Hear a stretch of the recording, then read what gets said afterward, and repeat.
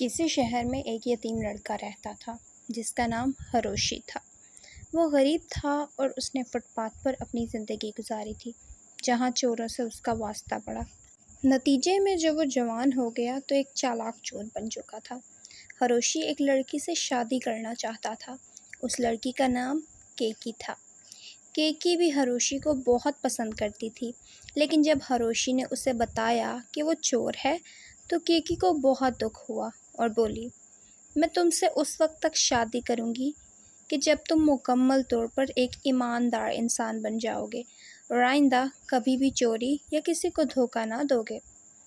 ہاں، میں تم سے وعدہ کرتا ہوں، ہروشی بولا، لیکن ساتھ ہی دل میں سوچا کہ آج رات بس ایک آخری بار چوری کروں گا اور سونار کی دکان سے ایک خوبصورت سی انگوٹھی کیکی کے لیے لے آؤں گا، اور اس کے بعد یہ کام کبھی نہیں کروں گا۔ اس رات ہروشی نے سونار کی دکان میں چوری کی کوشش کی اور پولیس کے ہاتھوں پکڑا گیا۔ پولیس نے اسے جیل میں بند کر دیا۔ ہروشی جیل میں بیٹھا کیکی کے بارے میں سوچ رہا تھا۔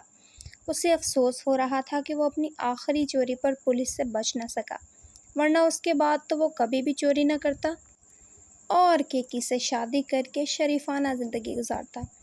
اگر اب بھی وہ ایک دفعہ یہاں سے آزاد ہو گیا تو آئندہ کبھی چوری یا بے ایمانی نہیں کرے گا۔ اس نے خود سے دل ہی دل میں یہ وعدہ کر لیا اور اس نے جیل سے بھاگنے کے بہت طریقے سوچے، لیکن کبھی کامیاب نہیں ہو سکا۔ جیل کی دیواریں بہت اونچی تھیں اور اندر باہر کھڑے پہرے دار ہمیشہ سب کو دیکھا کرتے تھے۔ کچھ عرصہ گزرا اور ہروشی کی آزادی کی امید ختم ہونے لگی۔ اسے ایسا لگا کہ شاید وہ تمام عمر یہیں پڑا رہے گا۔ ایک دن کھانے کے ساتھ ہروشی کو آڑو بھی دیا گیا۔ آڑو کیکی کو بہت پسند تھا۔ وہ اسے کھانے لگا تو بے اختیار اس کی آنکھوں میں آنسو آ گئے۔ اچانک اس کے ذہن میں ایک زبردست پلان آ گیا۔ اس نے اپنی قمیض کا ایک کونا پھاڑا اور آڑو کے بیج کو اس کپڑے میں لپیٹ دیا۔ اس کے بعد اس نے پہرے داروں کو آواز دی، مجھے بادشاہ کے پاس لے چلو، میرے پاس ان کے لیے ایک بہت خاص تحفہ ہے۔ پہرے دار ہنسنے لگے اور بولے، بادشاہ کو تم جیسے چوروں کے تحفے کی کیا ضرورت؟ لیکن ہروشی روزانہ 30 سے 40 مرتبہ بادشاہ کے پاس جانے کی درخواست کرتا۔ کبھی وہ پہرے داروں سے لڑتا، کبھی ان کے پاؤں پڑتا تو کبھی چیختا چلاتا۔ جب بادشاہ کو پتہ چلے گا کہ تم لوگوں نے اس خاص تحفے کو اتنے دن تک ان سے دور رکھا تو وہ تمہیں سخت سزا دیں گے۔ بالآخر پہرے داروں نے اس کی بات مان لی اور اس کے ہاتھ باندھ کر شاہی محل میں لے گئے۔ ہروشی کو بادشاہ کے سامنے پیش کیا گیا تو وہ بولا، عالی جاہ، میں آپ کے لیے ایک خاص تحفہ لایا ہوں، اور اس نے کپڑے کی چھوٹی سی پوٹلی بادشاہ کے ہاتھ میں رکھ دی۔ جب بادشاہ نے پوٹلی کھولی تو اس میں آڑو کا بیج تھا۔ وہ غصے سے لال پیلا ہو گیا۔ تمہاری ہمت کیسے ہوئی ہمارے ساتھ مذاق کرنے کی؟ بادشاہ غصے سے دھاڑا، اسے دوبارہ جیل میں ڈال دو، اس نے سپاہیوں کو حکم دیا۔ ہروشی کو اپنا سر جھکایا اور بہت ہی ادب سے بولا، جہاں پناہ، یہ جادوئی بیج ہے، اس بیج سے 2 درخت نکلے گا، اس میں سونے کے آڑو لگیں گے، سونے کے۔ بادشاہ غصے سے بولا، تم ایک چور ہو اور جھوٹے بھی، اگر تمہاری بات سچ ہوتی تو یہ بیج تم خود زمین میں بو دیتے۔ عالی جاں، میں ایسا نہیں کر سکتا، ہروشی دکھ سے بولا۔ جس آدمی نے مجھے یہ بیج دیا تھا اس نے کہا تھا کہ اس کے درخت میں سونے کے آڑو صرف اسی وقت لگیں گے جب یہ بیج کوئی نہایت ایماندار انسان لگائے، ورنہ اس میں عام آڑو ہی اگیں گے۔ میں نے سوچا کہ یہ بیج شادی کے بعد اپنی دلہن کو تحفے میں دوں گا، کیونکہ وہ تو بہت ایماندار لڑکی ہے۔ پھر میرے ذہن میں خیال آیا کہ اس ملک میں ہمارے بادشاہ سے زیادہ ایماندار کوئی نہیں ہو سکتا۔ بادشاہ نے یہ سن کر ایک لمبی سانس بھری۔ وہ ایک ایماندار انسان تو تھا، لیکن کئی موقعوں پر اسے جھوٹ بولنا پڑتا تھا۔ ایک بار اس نے بھی کسی کو دھوکہ دیا تھا۔ وہ بیٹھ کر سوچنے لگا کہ کیا جواب دیا جائے۔ میں یہ بیج نہیں لے سکتا۔ میں نے اسکول میں ایک دفعہ امتحانات کے دوران نقل کی تھی۔ یہ بیج میرے وزیر اعظم کو دے دو، بادشاہ نے کہا۔ دربار میں موجود ہر شخص کی نگاہ وزیر اعظم کی طرف اٹھ گئی، جو یہ سن کر نظریں جھکا چکا تھا۔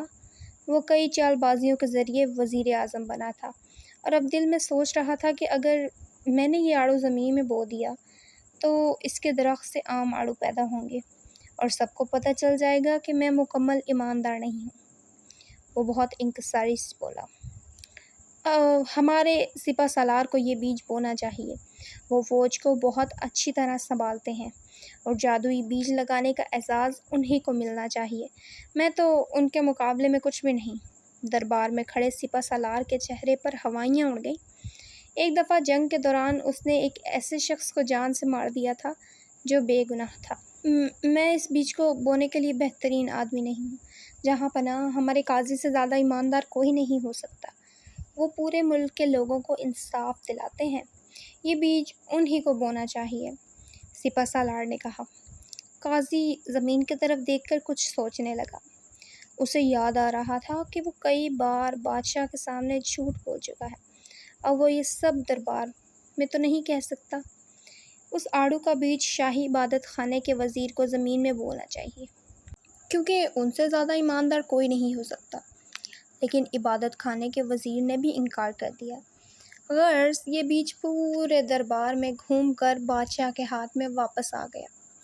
ہر شخص نے کبھی نہ کبھی جھوٹ بولا تھا۔ کسی نے دھوکہ دیا تھا، کسی نے چوری کی تھی، کسی نے رشوت لی تھی۔ کوئی بھی شخص مکمل ایماندار نہ تھا۔ دربار میں مکمل خاموشی تھی اور تمام درباری سر جھکائے کھڑے تھے۔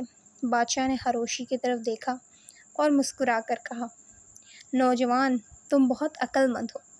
تم نے یہ ثابت کر دیا ہے کہ ہر انسان سے کبھی نہ کبھی غلطی سرزد ہو رہی، لیکن اسے اپنی غلطیوں کی اصلاح کرنی چاہیے اور آئندہ کوئی غلط کام کرنے سے توبہ کرنی چاہیے۔